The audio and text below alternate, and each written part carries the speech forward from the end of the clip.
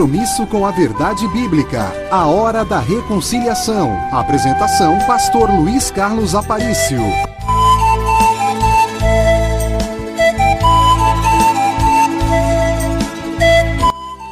Saudações da parte de nosso Senhor e Salvador Jesus Cristo.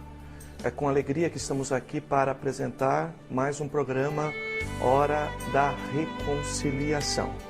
Muito bem, o programa de hoje vai abordar um tema que nós denominamos de o fascínio da guerra espiritual.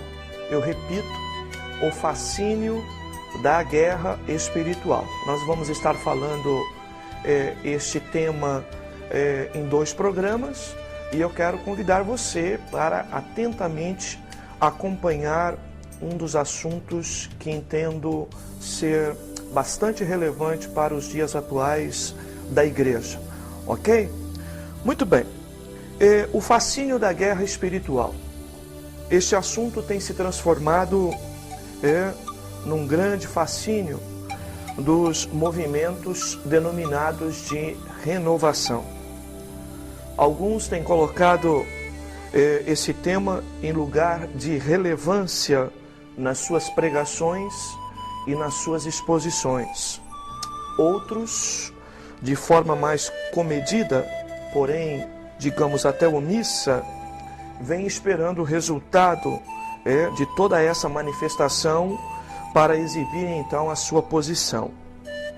Vários outros grupos veem a questão como mais um momento febril que enfrenta a dura realidade de ser apenas uma daquelas ondas que vêm e vão no mundo evangélico na área doutrinária. Mas, por incrível que pareça, esta onda, se é assim, eu posso também me colocar como um defensor de onda, esta onda volta a ter força novamente aqui em nossa terra. Alguns estão usando o tema para justificar ou associar a guerra espiritual, por exemplo, o aumento de criminalidade e violência em nossa região. Muitos estão utilizando, inclusive, o tema guerra espiritual para justificar as dificuldades observadas na gestão de saúde aqui em nosso município. Também há alas, digamos assim, religiosas e evangélicas, inclusive, colocando que a guerra espiritual é uma das razões para que a corrupção observada no meio político que tem se identificado nas últimas administrações aqui em nossa terra. O tema realmente desperta fascínio e uma certa histeria, porque de alguma forma ele vai além da questão igreja, ele vai além de questões espirituais e ele de alguma forma coloca lideranças evangélicas de alguma forma como pessoas importantes para influenciar questões políticas, questões de gestão política, questões de administração pública e assim sucessivamente. Mas o grande problema desse movimento está ou repousa na ênfase exagerada que se dá apenas a um lado da verdade, o que deixa muito a desejar, inclusive quando vamos avaliar estrutura e espinha dorsal desse tema. Sem sombra de dúvidas, nós vivemos numa batalha espiritual intensa e ininterrupta, e a Bíblia assegura isso. Hoje, mais do que nunca, precisamos estar atentos às astutas ciladas do diabo, tendo constante discernimento para não sermos surpreendidos de lutar contra nós mesmos, muitas das vezes quando o assunto exige uma luta espiritual por uma certa influência do reino espiritual da maldade. Questionar a guerra espiritual defendida por Rebeca Brown e por Neuza Itioca e outros contemporâneos doutrinários do meu tempo é que se propõe o nosso programa de hoje. Eu convido você para atentamente refletir sobre o que a Bíblia fala sobre este assunto que eu denomino o fascínio da guerra espiritual. Eu quero convidar você para nós então irmos já para a Bíblia. Primeira carta do apóstolo João, no capítulo 5, primeira carta do apóstolo João, capítulo 5, versículo 19. Diz assim a Bíblia, 1 João 5, 19. Sabemos que somos de Deus e que o mundo inteiro jaz no maligno. Eu repito, sabemos que somos de Deus e que o mundo inteiro jaz no maligno. Eu quero pegar essa segunda parte do versículo, ok? Para acrescentar uma verdade bíblica que de Gênesis a Apocalipse, ela se confirma que o mundo inteiro está sobre a influência do maligno. Eu repito, o mundo inteiro, sobre o mundo inteiro, há uma ação muito forte, muito presente, ininterrupta, constante de ações do mal, ok? Então, se a guerra espiritual defendida por linhas doutrinárias atuais coloca que determinados setores, determinadas regiões, determinados municípios, determinados bairros, determinadas esquinas, determinadas casas possuem efetivamente uma influência maligna maior do que em outras, isso começa a ser questionado a partir de um versículo-chave que eu repito, ele, enquanto conceito, se repete de Gênesis a Apocalipse. E eu diria isso para você. Vamos voltar ao Jardim do Éden? Vamos observar lá no Jardim do Éden? Vamos tentar rapidamente passear pelo Jardim do Éden e ver alguns conceitos do Jardim do Éden? Muito bem. A Bíblia diz que Deus fez o Jardim do Éden como um lugar especial e ali colocou o homem. E que no Jardim do Éden Deus falava com esse homem e com esta mulher chamada Adão e Eva. Que ali Deus estabelecia uma relação de comunhão com os nossos primitivos, com os nossos pais, na história bíblica, ok? O primeiro casal, Adão e Eva, eles estavam num jardim, um jardim que foi feito por Deus exatamente para dar-lhes algum tipo de prazer, algum tipo de sobrevivência, algum tipo de alegria e ao mesmo tempo um lugar onde a frequência da comunhão com Deus era presente, pelo menos na virada de todos os dias, no final da tarde de todos os dias, Deus estava ali presente e falando. E nem por isso, se julgarmos que o Éden era um lugar especial, um lugar especificamente onde havia a graça de Deus, a presença de Deus, que havia um desejo de Deus de ter construído até sobre o ponto de vista de proteção, e mesmo assim, no Éden,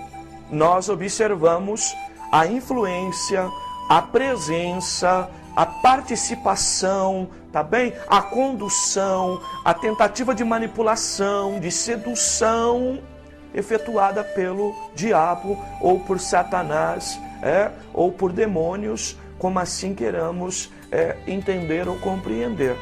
Então, observem que já em Gênesis, no lugar que de certa forma haveria uma certa proteção, nós já observamos que desde o Gênesis a influência do maligno é presente, mesmo num lugar onde tinha tudo para ser um lugar onde o mal não entrasse, onde a influência do mal não estivesse. Porém, esse texto confirma exatamente o conceito geral de 1 João 5,19, parte B, que eu reitero para você, meu prezado telespectador, que o mundo inteiro jaz no maligno. Vejam a palavra mundo, dando um conceito geral, todos os lugares. E a Bíblia diz inteiro, ou seja, todas as partes deste mundo geral, deste mundo global, deste mundo como inteiro, todas as partes têm a influência do maligno, ok? Então é bom que nós observamos isso, que nós atentamente possamos entender esta questão para não deixarmos nos influenciar por modismos doutrinários que tentam até justificar problemas que tenhamos em nossa terra, em nosso município, tá bem? Nós vamos continuar falando sobre esse assunto. Eu quero convidar você para ficar atento à programação.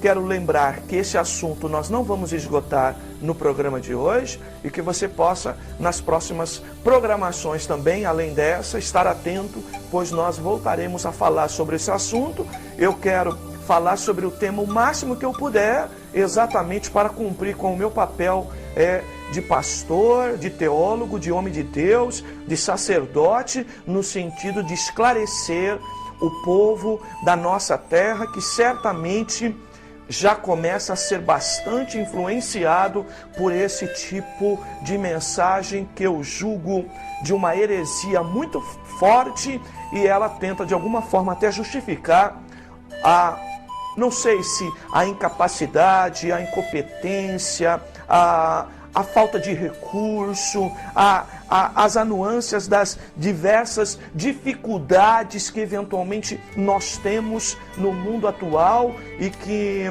não podem apenas ser transferidas para o mundo espiritual, tá bem? Nós temos uma tendência de, quando a vida está muito ruim para nós, nós queremos de alguma forma diabolizar, satanizar as coisas, passando isso como tudo é culpa do diabo, e a Bíblia efetivamente não diz que é assim. Não diz que é assim, muito pelo contrário. Nós precisamos entender aquilo que é responsabilidade humana, ok? E nós não podemos fugir das nossas responsabilidades, tá bom? Muito bem, convido você para ficar aí. Nós vamos rapidamente para... Confesso que a gente acaba se expondo mais do que até gostaria quando abordamos um assunto como esse. Por que eu falo assim? Porque estamos vivendo uma frenesi, estamos vivendo uma verdadeira histeria.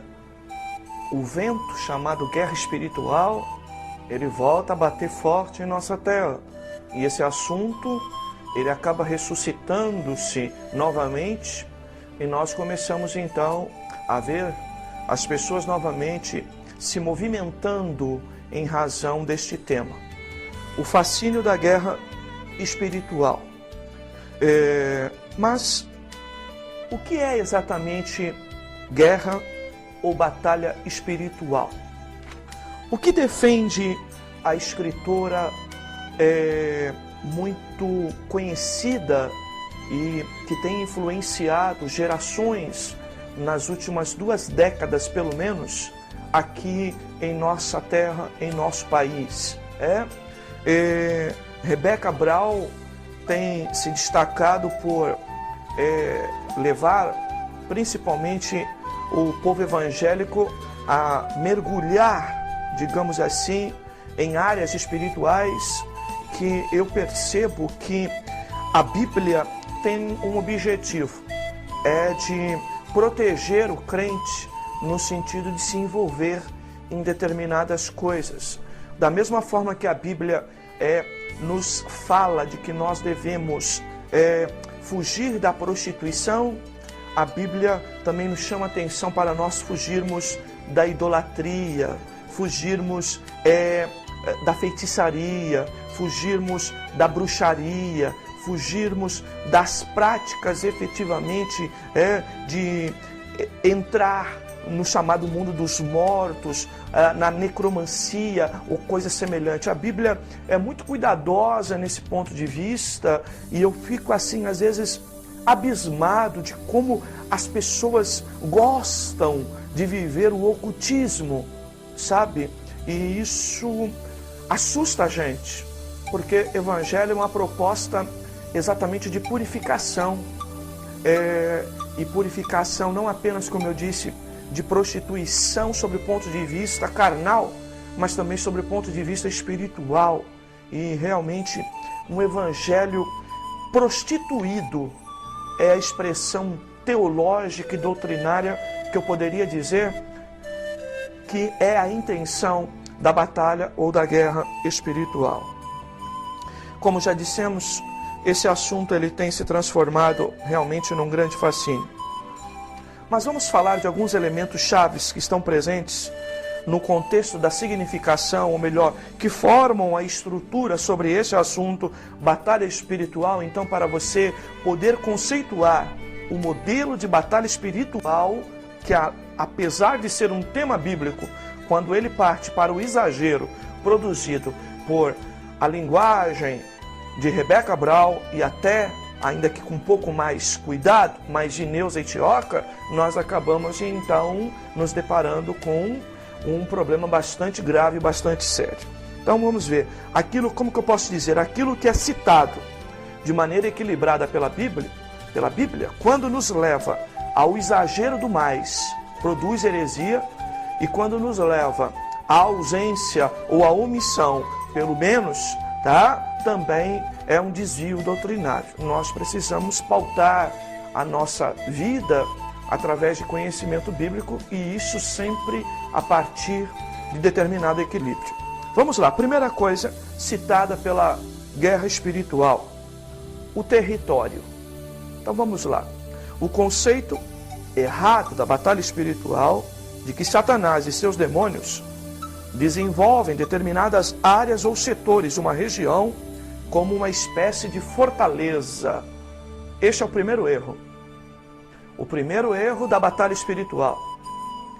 Levar as pessoas a acreditarem que Satanás e seus demônios estabelecem determinadas áreas e que eles têm determinado controle sobre elas e que efetivamente passam a ser áreas denominadas de fortalezas, ok? Áreas tipo quartel-general espalhado do diabo e seus anjos ao longo do mundo, ok?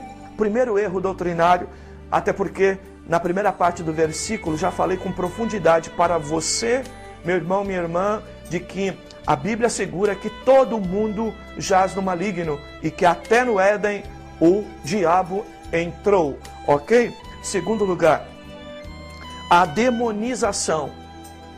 Na linguagem comum eu costumo chamar a diabolização. O conceito errado de que todos os problemas sociais e setoriais são frutos ou consequência da ação de demônios.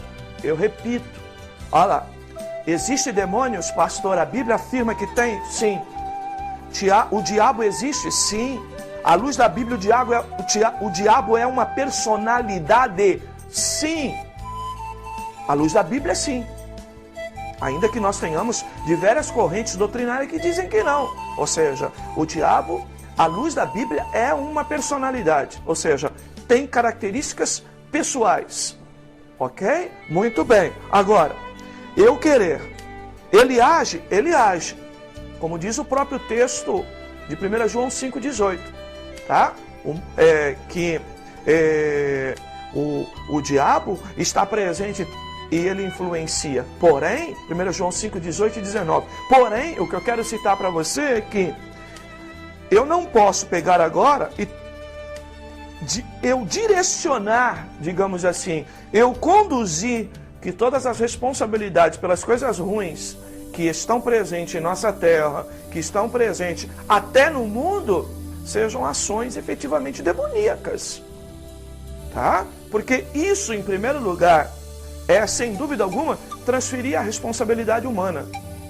Porque existem muitos erros e muitos problemas na vida que são consequências das nossas próprias decisões. E quando nós transferimos tudo isso para o diabo, essa diabolização, essa satanização, essa demonização, nós estamos efetivamente tentando, na linguagem comum aí, tirar a nossa responsabilidade da reta. Então, vamos avaliar bem esta questão. Terceiro lugar, a estratégia. Terceiro elemento, a estratégia. O conceito errado de que o cristão só vence a guerra com o diabo e seus demônios através de um plano de ação, de estratégia de lutas, onde o vencedor é aquele que maneja as armas de defesa e de ataque. Meu Deus do céu! Observem só, estratégia, uso de armas contra o diabo e contra os demônios faz a diferença no meio espiritual e nesta guerra espiritual. Isso é conceito de manipulação de forças espirituais. E o que é manipulação de forças espirituais, meus amados? É a definição a respeito de feitiçaria, de bruxaria. Então, pastor, o que o senhor quer dizer? O senhor quer dizer que a doutrina da batalha espiritual, no modelo de Rebeca Brau e Neuza Itioca, é, na verdade, uma bandeira no sentido de nós partirmos para um evangelho de bruxaria ou um evangelho de feitiçaria? Feitiçaria evangélica, como diria nós apologistas? Sim. Sim. Sim. E nós temos que nos alertar com relação a isso. Se eu, como pastor, acredito que posso ficar manipulando forças espirituais, usando armas que eventualmente são citadas na Bíblia, isso é muito perigoso, porque eu sou candidato realmente, tá bem? Ainda que usando, talvez o nome de pastor, ou estando atrás de uma placa de uma igreja evangélica, na verdade estou exercitando feitiçaria. Quarto lugar, o quarto elemento presente na guerra espiritual, a qual estamos refutando o seu ensino. O conceito errado de se promover uma espécie de desafio a cristãos apagados e indiferentes ao combate espiritual, promovendo-os a condição de soldados, de atalaia, de intercessores, e assim sucessivamente. Eu fico admirado, amados. Eu fico admirado quando alguma pessoa chega na minha igreja e vai entregar a palavra, ou mesmo vem adorar nosso convite, sabe? Em que parece que a pessoa precisa estar sempre promovendo para a igreja ficar ligada na tomada. Eu fico admirado de como as pessoas fazem análise das pessoas pelo fato delas serem calmas, tranquilas, sabe? E que se elas até, na medida em que vão orar, oram baixinho, sem impostação de voz, elas parecem que perdem graça. Eu fico admirado disso. Eu fico admirado no evangelho onde a minha postura, a minha mão levantada, a minha impostação de voz, sabe? As expressões de exagero linguístico que eu posso usar é que vão fazer diferença, que me tornam uma pessoa mais poderosa, me colocam numa posição de soldados. A guerra espiritual, ela quer promover isso, promover o desafio, levar o crente a se sentir desafiado. Ora, se você está num momento de pobreza, num momento de dificuldade, é hora de você levantar, de você lutar, de você brigar, de você se colocar em posição de soldado. Vamos para a guerra. Cuidado com isso. Cuidado com isso. Quinto lugar, ainda o quinto elemento, a guerra, brigar uma guerra que não é nossa, ou lutar uma guerra que não é nossa. O conceito errado de comprar uma briga que não é para nós. Assumir uma posição de vanguarda, de frente, que é de Deus, e não do homem. Sabe? Com esses 5 elementos importados do conceito de feitiçaria, a guerra espiritual no meio evangélico vai produzindo novos adeptos que são fascinados pela ideia da manipulação das forças espirituais. Então, rapidinho para a gente parar esse bloco. Qual o lugar efetivamente que estabelece um protetor para cada município? Será que não é exercício de idolatria que coloca um santo padroeiro de cada cidade? Sim ou não? E que parece que aquele padroeiro precisa cuidar, ou ele é o cuidador, é o guarda daquela cidade. Certo ou errado? Se você for também no mundo do baixo espiritismo, você vai identificar isso. No baixo espiritismo também, para cada padroeiro estabelecido pela idolatria cristã, tá? Seja ela qual igreja que você queira dar o nome, ok? Também existe um modelo de demônio para a proteção de determinado lugar. Então, observe, quando eu pego, transferir tudo para a culpa do diabo, quando eu pego a ideia da estratégia, da manipulação, quando eu pego a ideia do desafio, levar o crente a se sentir desafiado por um problema que está acontecendo, e ele assumir posição de lutar contra o inimigo, chamado diabo e seus anjos, e quando eu acredito que esta guerra é minha e que eu posso ter forças, mesmo que seja dada por Deus, para eu enfrentar uma guerra direta com Satanás e seus anjos, os anjos caídos, é óbvio, Que tipo de posicionamento que eu estou tomando sobre a questão doutrinária? Eu estou assumindo literalmente que eu faço parte de um fliperama, que eu faço parte de um jogo, que eu faço parte de uma manipulação e acabo então começando a viver determinadas práticas que não são bíblicas. Por tudo isso, eu chamo a tua atenção. Quero falar assim pertinho de você agora, para te levar a uma reflexão. Que tipo de evangelho que você tem ouvido? Que tipo de evangelho você tem praticado, meu irmão? Quem sabe o teu jejum, a tua oração, sabe? A tua busca por elementos como se fossem elementos de guerra, ou de ataque, ou de defesa. Pode ser até o sangue de Jesus ou o nome de Jesus, não importa, que são bíblicos. Mas para que nós estamos usando? Com qual intenção? Será que efetivamente, quando vemos Deus agir a partir das nossas vidas, a partir da tua vida, você sabe que é Deus agindo? Será que quando Deus usa alguém que se diz que foi preparado para uma guerra, uma batalha espiritual, nós esquecemos de que Deus pode usar qualquer pessoa, usar até uma criança se Ele quiser? Ora, Ele usou a mula para falar com Balaão. Será que nós vamos esquecendo dessas coisas? Será que nós de alguma forma não estamos ficando soberbos com a guerra espiritual, acreditando que detemos a força, o poder? Vamos refletir sobre isso. Vamos pensar sobre isso. É o meu convite a você, refletir sobre essas questões, ok? Voltando em 1 João 5,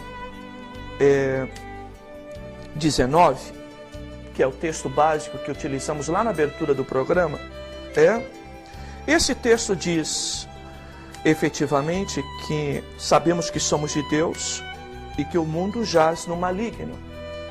Esse texto, ele na verdade é uma confirmação, ou ele é uma espécie de uma oração que se complementa, ou com o objetivo de complementar o versículo 18. Vamos voltar no versículo 18 um pouquinho, para nós avaliarmos o contexto. Sabemos que todo aquele que é nascido de Deus não vive pecando, antes se guarda. Aquele que nasceu de Deus, antes o guarda aquele que nasceu de Deus, e o maligno não lhe toca. Olha só esse versículo. Se eu pegar o versículo 18 e o versículo 19, eu vou entender o seguinte, que aquele que é nascido de Deus não vive na prática do pecado, e esta prática do pecado significa dizer, prática do pecado significa o verbo no gerúndio. E gerúndio, em algumas traduções você vai ver, vive pecando. Quem é nascido de Deus não vive pecando, ok? ou não está exatamente assim, não vive pecando. Então, esta ideia do verbo no presente contínuo, muito relacionado ao nosso inglês, inclusive, então ele dá uma ideia sempre de algo presente e de algo contínuo, ou seja, uma atitude reiterada de pecado. Então, quando nós efetivamente somos nascidos de Deus, uma das coisas que é preocupação de Deus é que nós não fiquemos na prática do pecado reiterado. Pastor, isso quer dizer que o senhor não peca? Crente não peca? Peca, ok? Crente peca, nós somos pecadores, isso é um fato, ok? A Bíblia diz, se nós dissermos que não pecamos, somos mentirosos, tá? 1 João capítulo 2. Porém, o que eu posso afirmar aqui é que a prática reiterada significa que quando Deus fala ao meu coração, quando Deus toca a minha vida, quando Deus me desperta de que aquilo que eu estou praticando está ofendendo a Ele, que é um pecado, eu efetivamente, se sou de Deus, eu digo não, eu quero agradar a Deus. Então, quando Deus me comunica essa palavra, que aquilo que eu estou fazendo repetidamente é pecado, eu interrompo aquela sequência, advertido por Deus, e então passo a não pecar mais sobre aquilo, sobre aquele assunto. Posso até pecar sobre outras coisas, posso pecar sem pensar. Porém, uma coisa é você dar um tropicão numa pedra porque você não a viu. Outra coisa é você chutar a pedra e depois dizer que se machucou por conta disso. Uma coisa é consciente, outra coisa, ela aconteceu assim, sem dolo, sem a intenção, foi casual, ok? Muito bem. Então esse é o crente que é nascido de Deus. Ele não vai permanecer na prática continuada. Ora, se ele não vai permanecer na prática do pecado continuado, a Bíblia diz, ele se guarda. Aquele que nasceu de Deus tem o cuidado de se guardar, de se proteger. O que significa isso? Eu passo a ter temor de Deus, e à medida em que eu sou advertido, eu então tenho alguns cuidados com relação à minha vida. E a palavra diz, e desta forma o maligno não lhe toca. Ora, o maligno não lhe toca? Sim. Aí por isso que ele diz, ó, sabemos que nós somos de Deus, nascemos de Deus, que nós não vivemos na prática reiterada, mas também sabemos que o mundo todo jaz no maligno. Então preste atenção no que eu vou explicar aqui rapidinho para você. Olha só, apesar do mundo inteiro estar no maligno, sobre a influência do mal, eu abro esta porta para o maligno vir sobre a minha vida à medida em que eu estou na prática reiterada do pecado. Se eu não estiver na prática reiterada do pecado, ou seja, Deus está me advertindo, eu estou mudando o comportamento, tomando outras decisões em relação e em busca de agradar a Deus e não mais agradar ao pecado, eu, de alguma forma, estou protegido da influência do mal. Isso é individual e particular, é para todos. E por que eu falo isso? Eu falo isso porque eu não posso fugir da minha responsabilidade pessoal. E qual é a minha responsabilidade pessoal? O pecado. O pecado.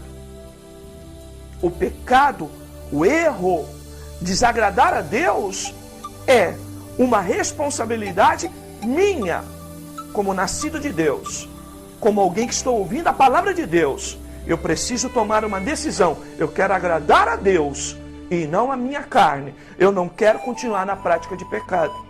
Então, observem que a guerra espiritual, ela quer exatamente eliminar essa questão, a questão da responsabilidade pessoal.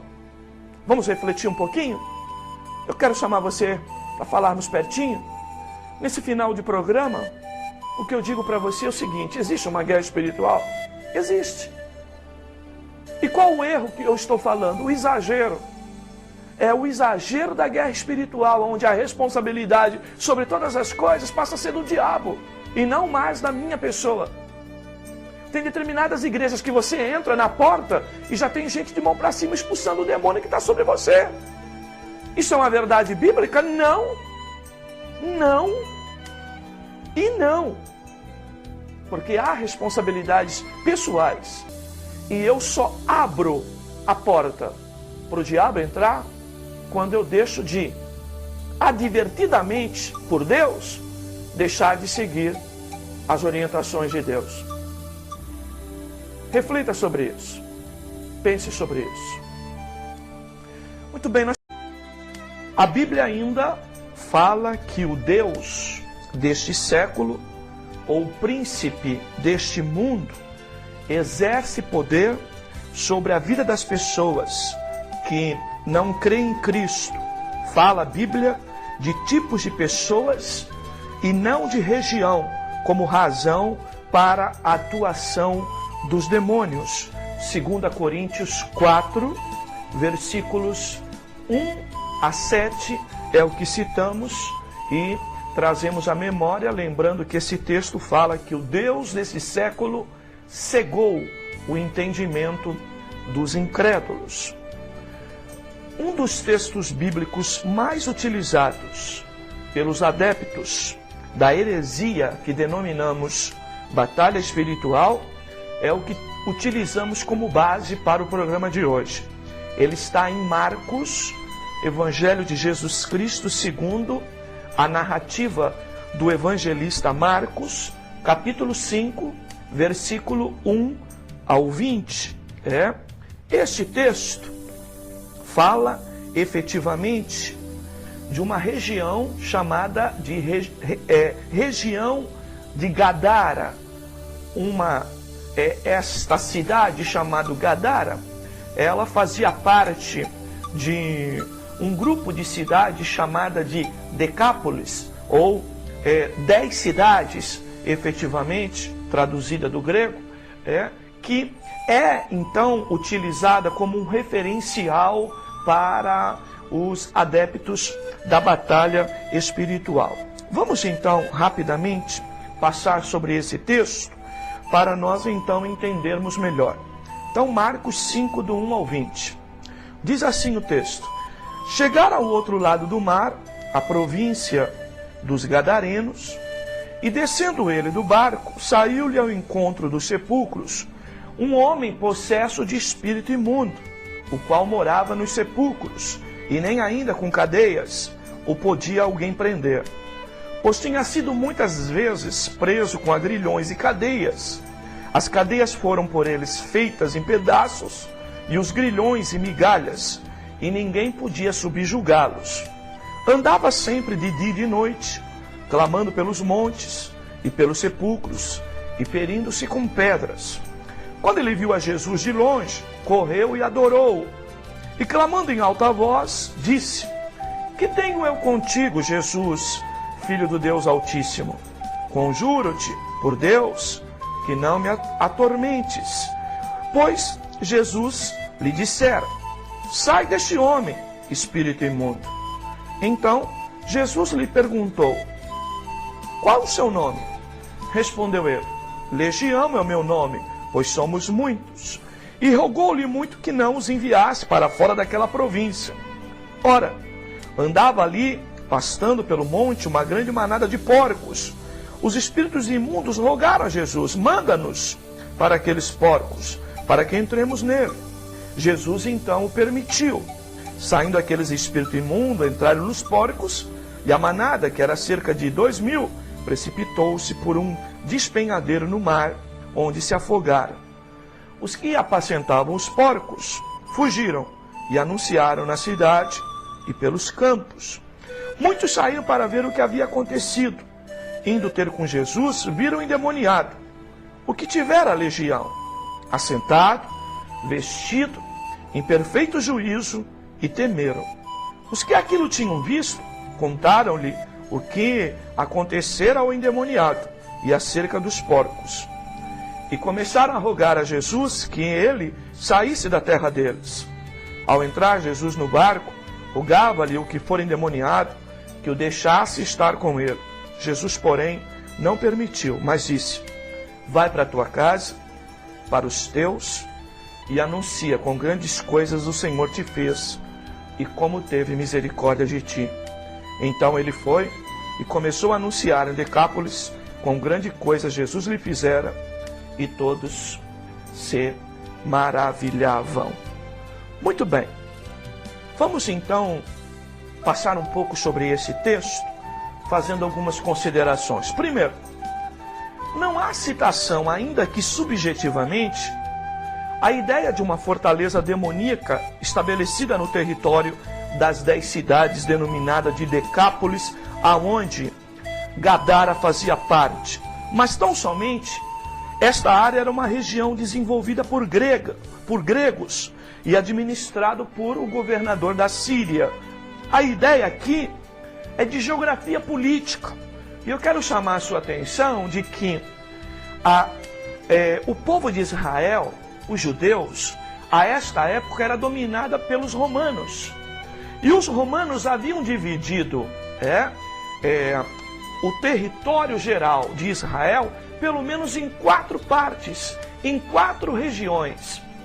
Nós chamamos inclusive de tetacracia, ou seja, um lugar onde eram divididos em 4 lugares específicos de governo que se subordinava ao governo romano, já que Israel nesse momento era administrada politicamente pelo governo mundial da época, que eram os romanos. Então esta região de 10 cidades era uma região aonde ela foi desenvolvida, tinha sobre ela o governo romano, mas existia ali uma influência muito forte dos gregos, a qual utilizavam essa região para difundir as ideias helenistas nesta região do Oriente. Então, o que nós temos aqui é tão somente uma divisão política, tão somente, neste caso, era um território judaico e que se desenvolveu como centro político para promover relações comerciais e cultivo da cultura grego-helenista. Tão somente isso, e não, efetivamente, uma área de território demoníaco, mas apenas um território estabelecido por Roma como um governo de 4 poderes que se subordinavam diretamente a Roma. Israel estava assim dividido à época de Jesus, e esta área de Decápolis era uma área eminentemente de influência do mundo grego.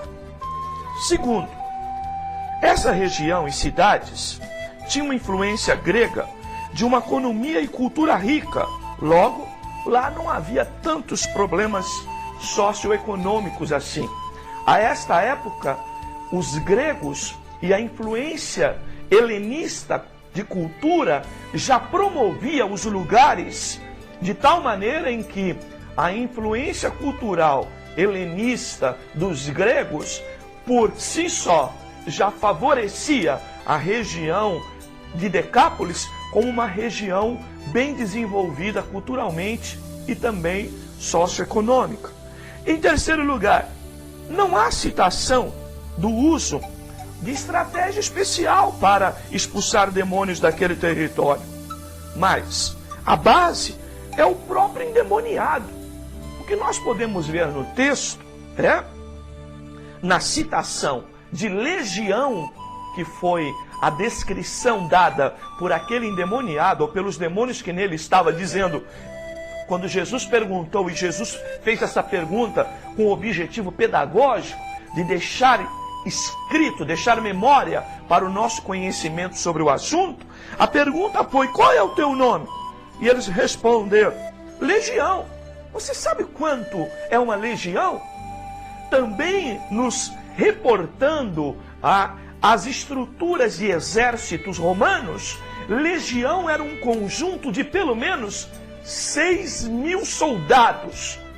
Uma legião de soldados desenvolvida ou estruturada e hierarquicamente dentro do exército romano era composto de pelo menos 6.000 soldados. Isso significa dizer que existiam pelo menos 6.000 demônios exclusivamente na vida daquele homem que a Bíblia o chama do endemoniado gadareno. Então por aqui façamos uma reflexão. Demônio não está em busca de territórios, de espaço geográfico. Demônios está em busca de vidas, de pessoas. Pessoas efetivamente é a área aonde os demônios repousam. Ok? E como vemos, para que haja muito demônio, eles não precisam pegar um território geográfico, mas apenas uma pessoa. Já que uma pessoa, no caso aqui, especificamente nesse texto de Marcos 5, poderia ser templo, ser casa de habitação para pelo menos 6.000 homens na representação de legião na cultura romana. Quarto lugar, não há convocação espiritual de Jesus ou de qualquer uma outra pessoa, colocando os 12 discípulos em posição nos territórios de Gadara para exercitar o tal desafio espiritual que nos reportamos no programa anterior. Não há. Jesus simplesmente diz, sai, autorizou que aqueles demônios fossem para os porcos, que é uma outra alusão de que animais não podem conter dentro deles demônios, por isso eles foram jogados precipício abaixo, ok? Mas em nenhum lugar aqui nesse texto nós observamos esta convocação para um desafio espiritual, se tomando lugar em posições de estratégia de um território para se guerrear, entre aspas, contra demônios que estão nesse espaço geográfico ou nesse espaço físico. 5.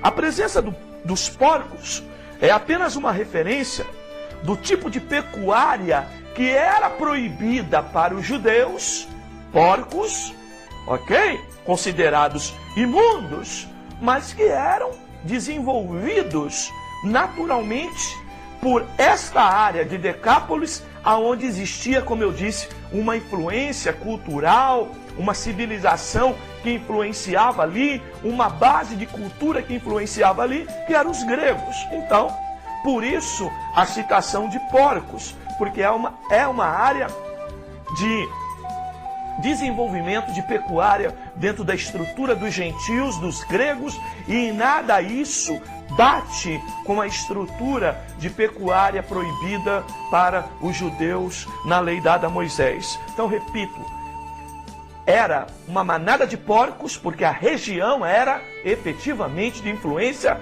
grega e não judaica, apesar de estar nos limites geográficos dos judeus. Era uma região influenciada pela cultura helenista dos gregos. 6º lugar, o pedido dos comerciantes para que Jesus saísse de seus limites do território era apenas um apego, uma expressão de apego às coisas de conjuntura econômica e não ao ser humano. Nem demônios favoreciam ou desfavoreciam a estrutura econômica da região. Então, primeiro, não existia porco lá, porque porco está associado à imundícia, à sujeira, e automaticamente por conta disso demônios também estão. Também a presença de demônios na vida daquele gadareno não estava influenciando em nada, nem a favor e nem contra os aspectos de ordem econômica e, por consequência, o próprio desenvolvimento social daquele povo. Ou seja, demônios não favoreciam e muito menos também não desfavoreciam as questões socioeconômicas. Muito pelo contrário, o que nós vemos é que os comerciantes daquela região, quando viram aquele homem livre, mas perderam aquele volume, aquela manada imensa de porcos, ok? Que praticamente tinha um porco para cada espírito mau da legião que estava no endemoniado, ok? Eles pediram para que Jesus saísse de suas terras, porque viram que, de alguma forma, o evangelho chegando trazia prejuízo econômico. Porque a libertação daquele homem tinha comprometido, de alguma forma, as condições da economia por conta do fato dos demônios irem para os porcos e eles então morrerem por conta de terem, no impacto, acabando se voltaram totalmente e caíram precipício abaixo. Sétimo, a declaração dos demônios apenas explicita a sua consciência de que eles são condenados e que vão ser lançados no abismo eterno, na morte eterna. Então, quando eles viram Jesus, por que é que tu nos perturbas antes do tempo? Os demônios sabem que o fim deles é a morte eterna, é o lago de fogo e enxofre, que é a segunda morte, e que eles então efetivamente sabem e têm consciência disso. Por conta de tudo isso, por conta desta lista enorme de argumentos baseado no texto de Marcos 5, 1 a 20, a base maior para o uso da guerra espiritual no modelo de Rebecca Brown e Neuza Itioca, que eu quero trazer você a uma reflexão profunda sobre esse assunto e ver como esse texto, de alguma forma, ele não dá sustento, muito pelo contrário, ele tira toda a base e toda a estrutura da tal tendência para a ocupação de demônios em territórios físicos ou geográficos, porque o que demônios procuram efetivamente é casa vazia de Deus para a sua habitação. Vamos refletir sobre isso? Eu quero chamar a tua atenção, reflita bem. Eu quero que você chegue a esta conclusão comigo. Se uma legião de demônios pode ocupar tão somente a vida de uma pessoa, como é o caso do texto de Marcos 5, logo, se 6.000, na ideia da legião, pela descrição ou pelo conceito de legião dos romanos, da guarda romana. Ora, se 6.000 demônios podem habitar uma pessoa, e o desejo de demônios é efetivamente a pessoa, o que o demônio efetivamente busca é morada na vida das pessoas. E se uma pessoa pode se ocupar apenas até de 6.000 demônios, então é óbvio que não há razão, motivo para nós permanecermos na ideia defendida por Rebecca Brown e Neuza Itioca a respeito desta batalha de território. Porque, na verdade, o grande troféu que busca demônios são as pessoas. Pense sobre isso, reflita sobre isso e então vivamos o Evangelho. Estamos falando sobre o tema, o fascínio da guerra espiritual. Eu comentei no bloco anterior em que Israel, nos tempos de Jesus, quando Jesus exerceu o seu ministério terreno, estava dividido em 4 grandes regiões políticas. À época nós chamávamos isso de geografia política. Hoje isso já é abordado mais em termos de ciência política, mas à época a própria geografia estudava as questões de território e as questões políticas para cada território. E Israel estava dividido em 4 grandes partes. E neste caso, eu vou dar, só utilizando o livro de Marcos, 4 referências para você ver, biblicamente, que em pelo menos 3 dessas 4 regiões, somente no livro de Marcos, nós encontramos citações indistintamente nesses 3 lugares a respeito da existência de pessoas endemoniadas lá. Para você ver que não era só a região de Decápolis, como é citada por essa doutrina herética da guerra espiritual. Então vamos lá. Em primeiro lugar, Marcos 1 a 28 e 32 e 34. Esse texto de Marcos 1 fala de um endemoniado em Cafarnaum, região da Galileia. Não tem nada a ver com a região de Decápolis ou outras regiões. Então, esta área da Galileia ok? Nós vemos nesse texto, efetivamente, um caso de uma pessoa endemoniada. Também em Nazaré, em Marcos 6, capítulo 13, nós vemos em Nazaré, ok? Cidade onde eram os pais de Jesus, efetivamente, onde Jesus foi criado. Essa região também, região da Galileia. E Galileia não é citado como território demoníaco pela doutrina de Rebeca Brau e de Neuza Itioca. Também, em Marcos 7, 24 a 30, nós vamos ver uma mulher cananeia, ok? Que efetivamente também pede socorro, e ela era de Tiro e Sidom, regiões totalmente fora de Israel. Mais um caso, efetivamente, nos evangelhos, e precisamente no evangelho de Marcos, sobre o tema endemoniado.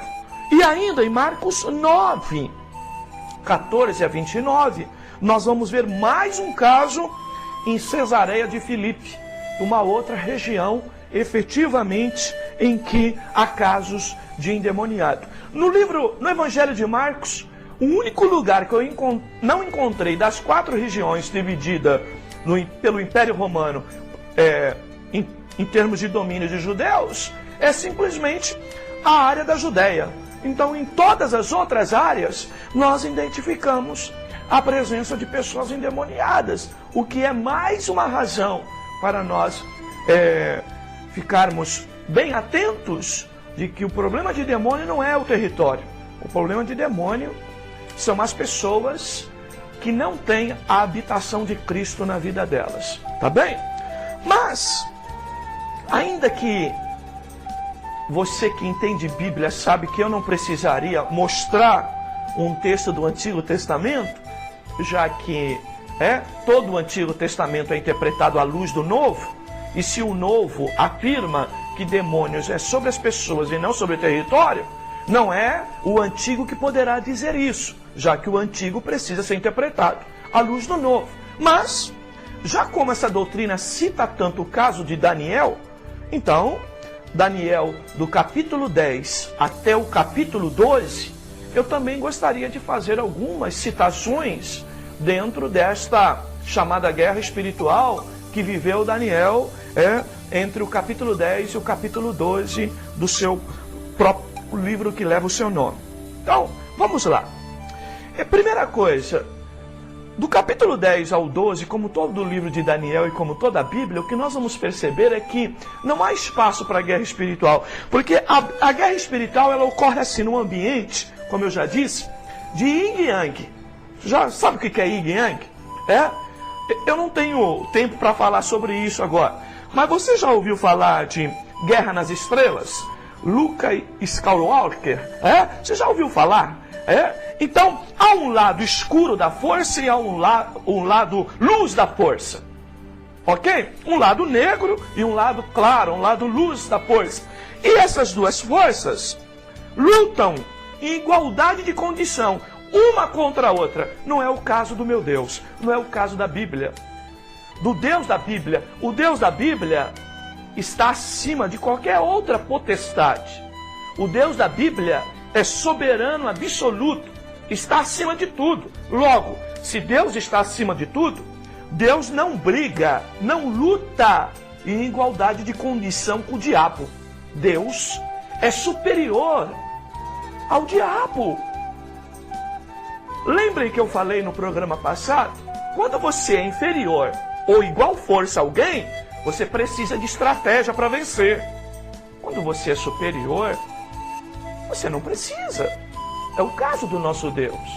A soberania de Deus é a marca registrada de que a vitória é sempre daqueles que estão com Deus, não existindo a necessidade deste campo minado de batalha.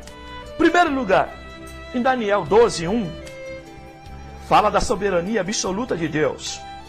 A Bíblia diz que apesar de todos os problemas que o povo de Israel enfrentará, e falando no futuro a respeito da grande tribulação, quando o anticristo surgirá, um líder mundial querendo exterminar o povo de Deus, a Bíblia diz que Deus preservará o seu povo. mesmo em meio a grandes provas e lutas. Isso significa dizer que mesmo em meio ao conflito está garantido a vitória daqueles que estão com Deus. Apesar de todos os fatos, Deus preserva aqueles que são seus. E nós precisamos entender isso. Segundo lugar, em Daniel 10:14, a visão é uma profecia histórica. Os impérios mundial e Israel. Deus escreve a história. É o que quer dizer o texto de Daniel 10-12. Ou seja, Deus conhece previamente o que vai acontecer. E nada foge do seu conhecimento. Ou o nosso Deus não é onisciente, sabe todas as coisas. Onipresente, está em todos os lugares. Onipotente, tem o todo poder. Tem todo o poder. Será que não é? Então, aqueles que efetivamente entram pelo caminho da doutrina herética, da batalha espiritual, ela efetivamente desconsidera esses atributos exclusivos de Deus. Mais do que isso, os fatos citados nesses versículos de Daniel, nesse capítulo de 10-12, Daniel poderia fazer jejum de 21, 42, 84 dias orando. E isso não iria mudar. A história ia se realizar. Será que você entende o que eu estou falando? Sabe? Porque as pessoas acreditam hoje que se elas entrarem, sabe, num campo, numa áurea espiritual, tal, de jejum, isso vai mudar a história já definida por Deus.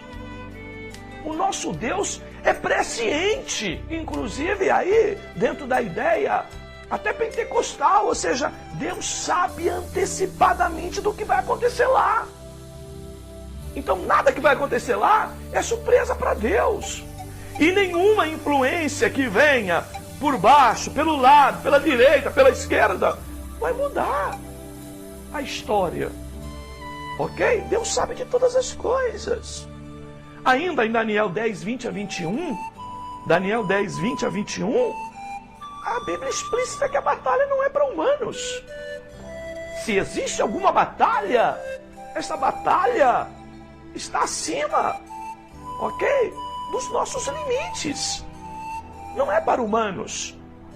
5. Não há citação de orientação de combate contra demônios territoriais. Daniel não amarra o diabo, como a gente ouve na linguagem aí do cotidiano. Ok?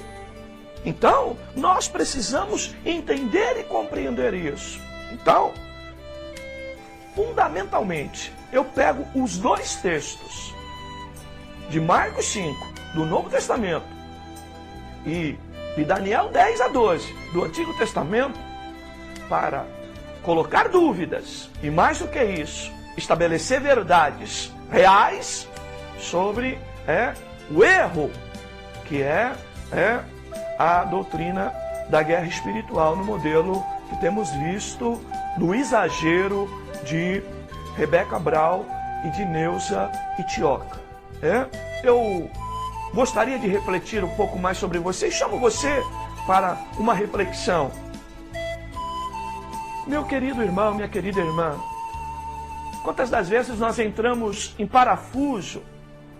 Eu costumo chamar que é evangelho terrorista, aquilo que as pessoas às vezes vivem. Estão vendo demônio em tudo quanto é lugar e esquecem de ver, às vezes, aquilo que é palpável e que está a um palmo do próprio rosto, para não ser indelicado. Sabe? Há muitas pessoas caçando fantasmas e às vezes não conseguem dominar a si próprio. Não conseguem estabelecer um plano de ação para a sua vida cotidiana. Não conseguem planejar o seu dia a dia, porque muitas das vezes estão vivendo num cenário, como eu disse há pouco, numa áurea espiritual que só consegue ver anjos e demônios. Eu quero trazer você um pouco para a realidade, sabe? e lembrar a você o que disse no programa anterior, que aquele que é nascido de Deus não peca, conserva a si mesmo, e o maligno não lhe toca. Isso traz a responsabilidade diretamente para mim. À medida em que eu estou com Deus e Deus está comigo, na medida em que eu tenho compromisso com Deus e Deus responde com compromisso com a minha vida, ok? Eu não tenho que ficar atemorizado, aterrorizado por visagens, por vozes que me falam, vozes do além, como é esse terrorismo produzido por esse tipo de mensagem. Eu faço um convite a você, vamos comigo viver um pouco o Evangelho pé no chão, ok? Para nós efetivamente termos melhores respostas bíblicas para o exercício espiritual, para o exercício de servir a Deus, e vamos colocar Deus no trono dele, sabe? Aquele que está com o séquito na mão e tem poder e tem domínio sobre todas as coisas, e que não é em nenhum momento atingido a ponto de vista de nós acreditarmos de que esta guerra, quando estamos com Deus, pode ser vencido pelo demônio. Jamais demônio poderá vencer aquele que está em Cristo Jesus. Reflita sobre isso e tenha paz em Deus, vivendo o Evangelho da verdade. Não permita que alguém venha a mexer com a tua cabeça, colocando minhoca nela e levando você a acreditar e a viver, acreditar nessas coisas e viver uma vida espiritual desesperada. Pense nisso. E nós vamos agora concluir esse tema, o fascínio da guerra espiritual. Eu gostaria de citar ainda a 1 Coríntios, carta de Paulo a Coríntios, a primeira carta, capítulo 10, versículo 20, aonde o apóstolo Paulo explicita que por trás dos ídolos há uma atuação demoníaca. Muito bem, muitas pessoas, às vezes usando também desse argumento, querem dar sustentação à ideia da guerra espiritual, como se determinados demônios atuassem com mais força e maior quantidade, maior violência em determinados setores ou regiões. Mas vamos trazer isso para a nossa cultura? A nossa terra foi totalmente colonizada, ok? Por portugueses, e os portugueses trouxeram a cultura da idolatria. O mundo português, a cultura portuguesa é influenciada pela ideia cristã idólatra, ok? Tanto que em cada cidade de nossa terra, do Brasil, tem um padroeiro da cidade. Ora, se nós biblicamente interpretamos que esse padroeiro é um ídolo, e se há ação de demônios por trás da idolatria, logo, se todo o Brasil, cada cidade tem seu ídolo, logo o demônio então agiria em todas as cidades. Então a ideia de que o mundo jaz no maligno e que a sua influência é geral e não setorial ou particular, é um fato e é uma verdade que se confirma também por essa tese. Na guerra espiritual que refutamos, eu pergunto para você, para onde iriam os demônios expulsos da nossa cidade? Para a cidade vizinha? Pense bem sobre isso. Então, digamos assim, alá prefeito que na calada da noite enche uma Kombi, tomara que isso não exista mais no Brasil, né? Coloca todos os indigentes dentro dessa Kombi e de madrugada despeja na cidade do vizinho, para que o problema fique lá. Então, será que nós evangélicos também vamos encher a Kombi da oração, do jejum, encher ela de demônios, expulsar todos eles da nossa cidade e colocar na cidade vizinha? Pense sobre isso, reflita sobre isso. Mais do que isso, doutrina de demônio. Eu não tenho dúvida que essa é a classificação dada, que eu dou e a Bíblia dá ao modelo espiritual da guerra espiritual. é uma doutrina de demônio. Ela não é a doutrina bíblica. Paulo, em sua primeira carta a Timóteo, capítulo 4, versículo 1, a Bíblia diz: mas o mesmo Espírito, o Espírito de Deus, diz expressamente que nos últimos tempos alguns apostatarão da fé, dando ouvido a espíritos enganadores e a doutrina de demônio.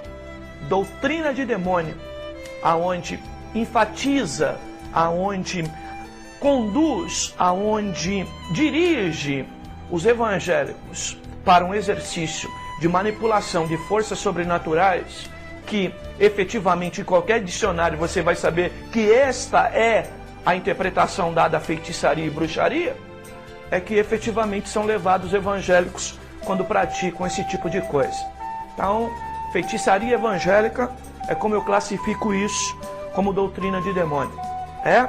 E para a gente finalizar, eu citaria ainda Romanos 8,31, para você que eventualmente está com medo desse terrorismo produzido pela guerra espiritual. Romanos 8,31. Que diremos, pois, a essas coisas? Se Deus é por nós, quem será contra nós? Vamos refletir? Pense bem, meu telespectador. Se Deus é por nós, quem será contra nós? Então, o convite do programa de hoje é para você vir, para usufruir de uma estabilidade espiritual, emocional e física que só a verdade da palavra de Deus pode nos dar. Não entre neste cenário aonde você parece que está caminhando e por todos os lugares você efetivamente está cercado por bombas, como se fosse um campo minado. Não viva desta forma. Viver desta forma é viver alucinadamente, é viver uma alucinação espiritual. E isso nos rouba a própria capacidade de pensar, de refletir e de decidir com prudência, com coerência, com equilíbrio. Reflita sobre isso e venha para a verdade. E conhecereis a verdade, e a verdade vos libertará. Que ela possa te libertar desse fascínio que é ficar brincando como uma espada na mão, ainda que espiritual, lutando contra demônios. Deixa que dos demônios Deus cuida, ok? Que Deus te abençoe. Eu quero convidar você então para nós agora falarmos com Deus.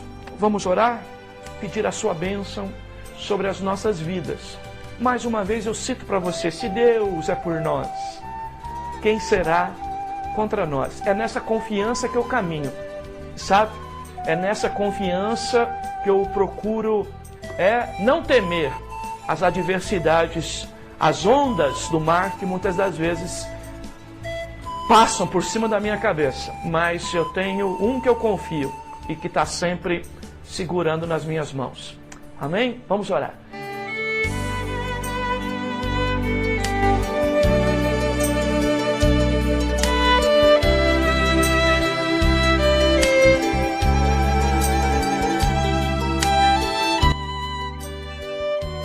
Se você busca uma igreja com profundidade doutrinária, sem fugir da simplicidade do Evangelho, venha servir a Deus junto conosco.